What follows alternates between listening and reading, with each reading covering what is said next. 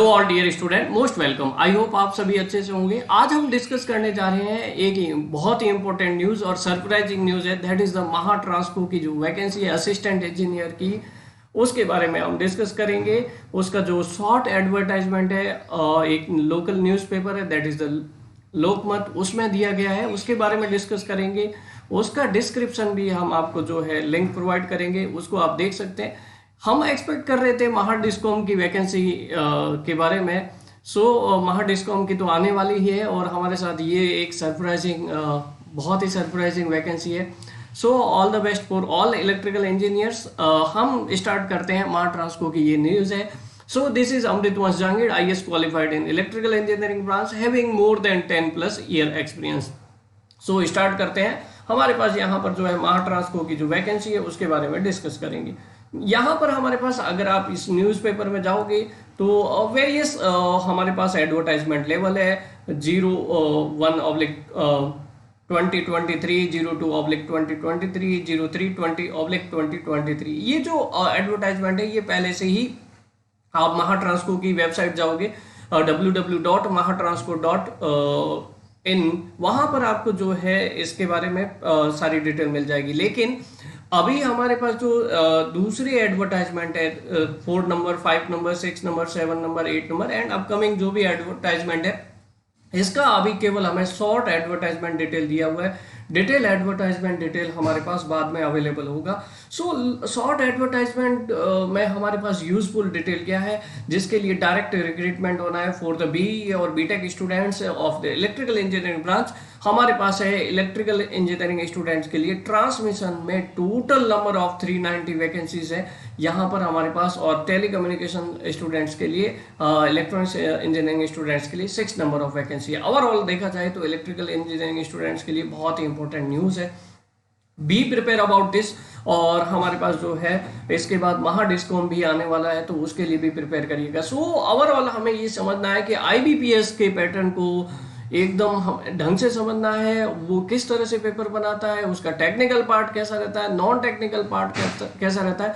Because in this competitive environment हमारे लिए ये बहुत इंपॉर्टेंट होता है कि हमारे पास इफ एल्स हर एक पॉइंट का हमें डिटेल मालूम होना चाहिए। बिकॉज अगर आप जो है इंजीनियर है और अभी सारे पॉइंट को आप ऑब्जर्व करोगे तभी तो सिलेक्शन मिल पाएगा।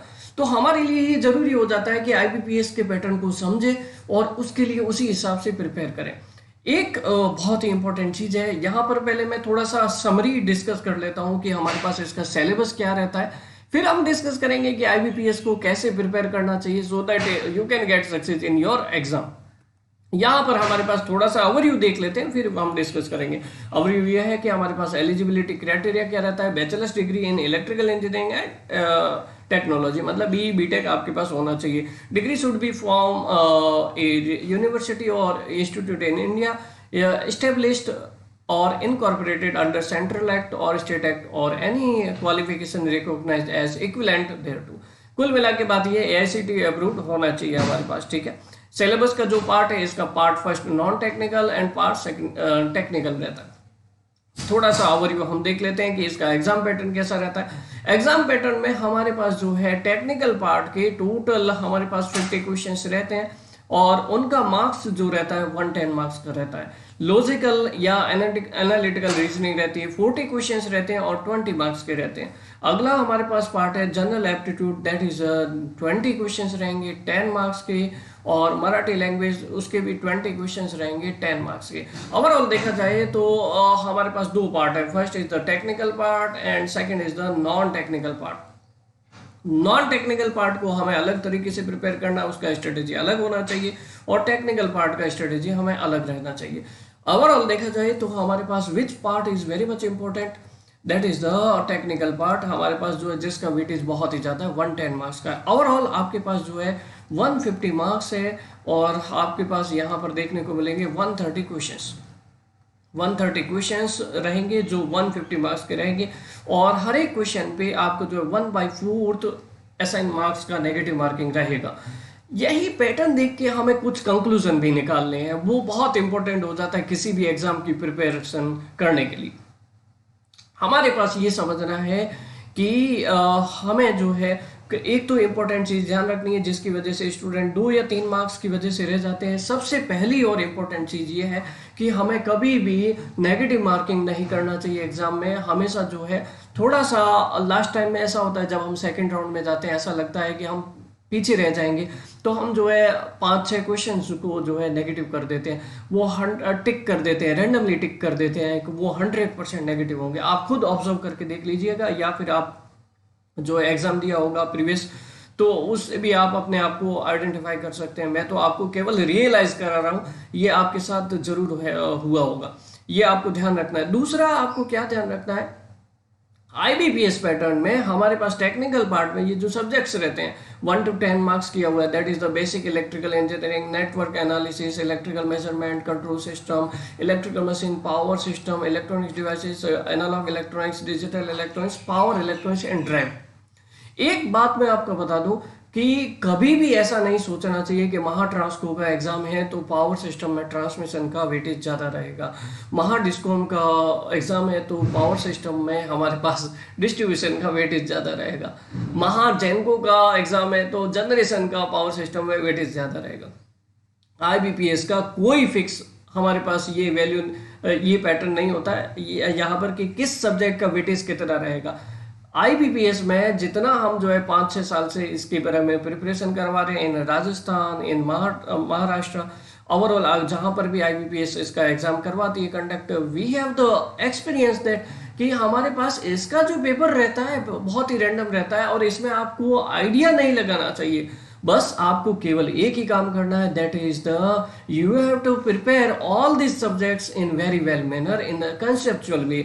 हाँ, एक बात जो कॉमन है, किस सब्जेक्ट के कितने क्वेश्चन आएंगे ये नहीं पता रहता, ठीक है। हाँ, ये बात जरूर है कि हमारे पास माइक्रो प्रोसेसर का बिल्कुल क्वेश्चन नहीं देखने को मिलेगा, डिजिटल इलेक्ट्रॉनिक्स के कम क्वेश्चंस देखने को मिलेंगे, पावर इलेक्ट्रॉनिक्स के आपको 2-3 क्वेश्चंस देखने को मिलेंगे, ये बात जरूर है। बट ओवरऑल जो 6 मेन सब्जेक्ट है, that is the basic electrical engineering, that is the circuit theory, ये network analysis, electrical measurement, control system, machine, power system, ADC analog, ये जो इंपॉर्टेंट सब्जेक्ट है इसमें जो क्वेश्चन देखने को मिलते हैं कंसेप्चुअल क्वेश्चन देखने को मिलते हैं। तो आपको जो है प्रिपरेशन करना है कंसेप्चुअल बेस्ड पे करना है। आप जो है कोई भी सब्जेक्ट लीजिए, उसका थ्योरी रीड करिए और डिटेल थ्योरी रीड करिए, डिटेल थ्योरी रीड करना है आपको। उसके बाद कंसेप्ट डेवलप करिए। कभी भी आप एक बात ध्यान रखिएगा, ऑलवेज प्रिफर एक कोर्स, आप सेल्फ स्टडी करो या कोचिंग इंस्टीट्यूट में जाओ, इट डिपेंड्स ऑन यू कि आपको जो है किस लेवल पे प्रिपेयर करना है। तो हमारे पास ये बहुत ज़रूरी हो जाता है कि थ्योरेटिकल कंसेप्ट आपको बहुत डिटेल से होना चाहिए। आप कोई भी चीज़ ऐसी मत पढ़िए जो रटने के बेसिस पे, जिस दिन आपको लग जाए कि ये टॉपिक समझ में नहीं आ रहा है, आपको कंसेप्चुअल अप्रोच को फॉलो करना चाहिए। And we proudly can say that कि we deliver every topic in conceptual manner. You can get feedback from our previous student कि कभी भी हम जो है ऐसा पैटर्न रखते ही नहीं है कि हम ये नहीं बोलते कि ये बुक सॉल्व कर दो, इससे आपको आईबीपीएस का सारा क्वेश्चन मिल जाएगा, कभी नहीं मिलता है। कंसेप्चुअल क्लियरिटी रखो, थ्योरेटिकल क्वेश्चन आपको 100% जो है हर बार नए एग्जाम में नए क्वेश्चन देखने को मिलेंगे, लेकिन एक चीज कॉमन रहती है, that is the conceptual clarity. वो उसी बेस पे हमारे पास क्वेश्चन रहते हैं। थ्योरेटिकल क्वेश्चंस रहेंगे तो वो इस तरह से क्वेश्चंस रहेंगे जिसमें हमारे पास एक ही क्वेश्चन में 3-4 कंसेप्ट क्लियर हो, मतलब आपके पास जो है इस तरह से क्वेश्चन को फॉर्मेशन किया जाता है आईबीपीएस पैटर्न में। ये भी आपको ध्यान रखना है। ऐसा सीधा सीधा कभी नहीं पूछेंगे कि what is the value of this, है ना, find out the firing angle alpha या फिर करंट की वैल्यू, बहुत कम चांसेस है। हमारे पास जो है अगर थ्योरेटिकल क्वेश्चन बनते हैं, न्यूमेरिकल क्वेश्चन तो सीधा बन जाएंगे, लेकिन थ्योरेटिकल क्वेश्चन बनेंगे उसमें 2-3 स्टेटमेंट आपको जरूर देखने को मिलेंगे। ये तभी क्लियर हो सकता है जब आपके पास उस सब्जेक्ट में कंसेप्चुअल क्लियरिटी हो, ठीक है। ये बात इंपॉर्टेंट बहुत आपको ध्यान रखनी है। दूसरा, आपको रीजनिंग में आपके पास जो है वेरियस इंपॉर्टेंट टॉपिक्स है, you can take screenshot of this video. ये इंपॉर्टेंट टॉपिक्स रहते हैं। इसके लिए मैं केवल आपको सजेस्ट करूंगा कि आपके पास जो बैंकिंग पैटर्न के हमारे पास रीजनिंग और एप्टीट्यूड के जो वेरियस साइट्स रहती है, या फिर जो है बैंकिंग पैटर्न के जो प्रीवियस पेपर रहते हैं आईबीपीएस के, उनको सॉल्व करिए। सिंपली जो है लास्ट 5 साल के करिए, बहुत ही अच्छी बात है, और 10 साल के करिए तो और भी बढ़िया बात है।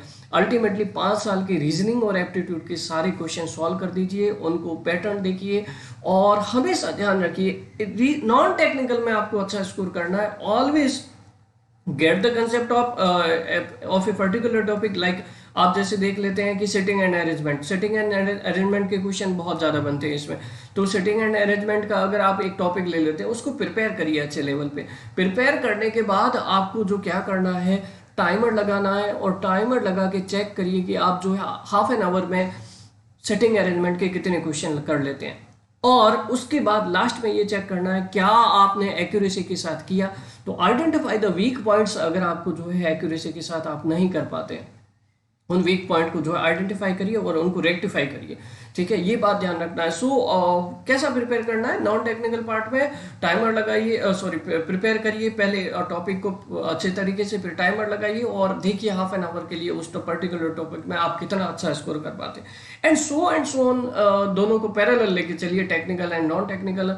नॉन टेक्निकल को भले आप 2 आवर दे सकते हैं, 3 आवर दे सकते हैं, टेक्निकल को आपको जो है एटलीस्ट आपको जो है 5 to 6 आवर देने चाहिए। ओवरऑल आपका जो है 7 to 8 आवर का स्टडी रहना चाहिए from my point of view. और जो जॉब में है तो उनके लिए मैं सजेस्ट करूंगा, जो जॉब में है वो क्रैश कोर्स को ज्वाइन कर सकते हैं। महाट्रांसको का, महाजेनको का, महाडिस्कॉम का एक कंबाइंड क्रैश कोर्स है हमारी एप्लीकेशन में। एप्लीकेशन का लिंक आपको जो है इस वीडियो के डिस्क्रिप्शन में मिल जाएगा, या फिर प्ले स्टोर पे जाके इंजीनियर्स वेव इंस्टीट्यूट सर्च करेंगे तो वहां से भी आपको मिल जाएगा। अगर आप जो है फ्री रहते हैं, आपके पास काफ़ी टाइम है, आई विल सजेस्ट कि आप जो है यूनिवर्सल कोर्स ज्वाइन करो। That is also available in our course, our application. ठीक है, वो यूनिवर्सल कोर्स को आप ज्वाइन कर सकते हैं। यूनिवर्सल कोर्स में every subject in deliver in A proper manner. जैसे मैं एक एग्जांपल लेता हूँ, जैसे मान लीजिए एक सब्जेक्ट है हमारे पास लाइक मशीन, इलेक्ट्रिकल मशीन। तो इलेक्ट्रिकल मशीन में हमारे पास जो है सबसे पहले आपको जो है आप जाके देखिएगा यूनिवर्सल कोर्स में there will be 2 part, technical part and non technical part. Universal course means it is applicable for the all the engineering vacancies in all over India. जो हमारे पास रहती है वो सारी वैकेंसीज के लिए एप्लीकेबल है। यूनिवर्सल कोर्स को भी ज्वाइन कर सकते हैं। इसमें मैं बात कर रहा था कि यहाँ पर जो है आपके पास सब्जेक्ट का कंटेंट कैसे डिलीवर किया जाएगा। आप कंटेंट ऑप्शंस में जाइएगा, टेक्निकल पार्ट में देखिएगा, हर एक सब्जेक्ट को पहले थ्योरेटिकल पार्ट में डिटेल थ्योरी में कवर किया गया है, फिर उसी सब्जेक्ट को जो है शॉर्ट थ्योरी प्लस एमसीक्यू के साथ कवर किया गया है। Why this pattern is followed by us, because ऐसा होता है कि एक्चुअली जनरली हम देखते हैं कि कई स्टूडेंट जो है कोचिंग तो कर लेते हैं बेचारे, लेकिन फिर उसके बाद एमसीक्यू प्रैक्टिस करने के लिए या फिर जो है बुक्स को प्रिफर करते हैं, वेरियस बुक्स को प्रिफर करते हैं, जेबी गुप्ता, आर के राजपूत, यूथ पब्लिकेशन, इन सभी को प्रिफर करते हैं। लेकिन हम आपको ये बोलते हैं कि आपको किसी बुक को प्रिफर करने की जरूरत नहीं है। आपको केवल और केवल जो है हमारे पास थ्योरेटिकल कंटेंट है उसको डेप्थ में कवर करिए, और उस थ्योरेटिकल कंटेंट को आपको चेक करने के लिए आपने क्या उसको अच्छे से गेन किया है, शॉर्ट थ्योरी प्लस एमसीक्यू करिए। It will boost your confidence eight 100% level. इससे आपको जो है बहुत ही अच्छा कॉन्फिडेंस देखने को मिलेगा, और जब कॉन्फिडेंस मिल जाता है तो हम जो है एग्जाम में भी अच्छे से परफॉर्म कर पाते हैं। यही बात है। कुछ छोटी छोटी बातें हैं जो हमें ध्यान देनी चाहिए, और भी हमारे पास जो है यहाँ पर इंपॉर्टेंट बातें नॉन टेक्निकल के रिगार्डिंग मैंने आपको बता दिया। शॉर्ट नोटिफिकेशन डेट जो आज आया है हमारे पास 28 जून 2023 को। न्यूज़पेपर का भी मैं डिस्क्रिप्शन में लिंक दे दूंगा। Exam date detail notification possible है जुलाई के एंड में आए, और एग्जाम डेट जो है हमारे पास सितंबर एंड या फिर सितंबर के मिड में रह सकती है। It is tentative from our idea कि आईबीपीएस का पैटर्न कैसा रहता है। As well as it also depends on your state government, कि स्टेट गवर्नमेंट का भी क्या डिसीजन रहता है। उनके पास फिजिबिलिटी रहती है उस एग्जाम को उस पर्टिकुलर टाइम में कराने के लिए। तो बहुत सारे फैक्टर डिपेंड करते हैं, but as per IBPS pattern ये 2 महीने में एग्जाम करवा देता है। ठीक है, ये बात ध्यान रखनी है। सो अगर आपको और भी कोई हेल्प चाहिएगा, यू कैन पुट कमेंट कर सकते हैं और बताइएगा। I will always ready to help you at any time. Till then thank you so much. उसके पहले आप जो है इस पैटर्न को थोड़ा सा सीरियसली लीजिएगा कि आपको जो है किस पार्ट को कैसे प्रिपेयर करना है। जैसे बोलते हैं ना, अभी से जो अभिमन्यु जो है चक्रव्यूह को तोड़ पाता है, वो तभी तोड़ पाता है जब आपको जो है उसके बारे में कंप्लीट नॉलेज हो। Because in this competitive environment हमें जो है हर एक पॉइंट के लिए अच्छे से प्रिपेयर रहना है, ऐसा कहीं पर भी वीक पॉइंट नहीं लेफ्ट आउट करना है, ठीक है। So for the preparation you can join universal course as well as crash course, आपको जो भी सूटेबल रखे। और एक और इन्फॉर्मेशन है, after 20 July I will get free, और उसके बाद यूट्यूब पे IBPS पैटर्न के रिगार्डिंग RSCB की वैकेंसी भी आने वाली है राजस्थान स्टेट में, महा डिस्कॉम की भी वैकेंसी आएगी, महा ट्रांसको की ये वैकेंसी तो आने वाली ही है, जो हमारे पास ऑथेंटिक न्यूज़ मिल चुकी है। और इन सभी के बारे में IBPS पैटर्न के हिसाब से हम जो है यूट्यूब पे भी एक हमारे पास वापस सीरीज स्टार्ट करेंगे, जिसमें हम डिटेल से डिस्कस करेंगे किस सब्जेक्ट में हमें कैसे प्रिपेयर करना है। We will take the MCQ series, और एज वेल एज एप्लीकेशन में भी हम जो है जुलाई एंड पे या अगस्त स्टार्टिंग में लाइव MCQ क्लासेस स्टार्ट करेंगे as per the IBPS pattern. क्योंकि जो कोर्स में हमारे पास MCQ क्लासेस दी हुई है वो तो ऑलरेडी MCQ को हमारे पास कवर कर रही है from the basic point of view to at the advance level. लेकिन अभी हमारे पास जो है कुछ अगर 5% 10% बचा भी है तो उसको भी हम कवर करेंगे in the live classes of app. Till then thank you so much, फिर मिलेंगे। आई होप आप जो है इसको जो है बहुत ही प्रॉपर मैनर से प्रिपेयर करेंगे, और कोई क्वेश्चन है तो आप ज़रूर कमेंट करिएगा। ओके।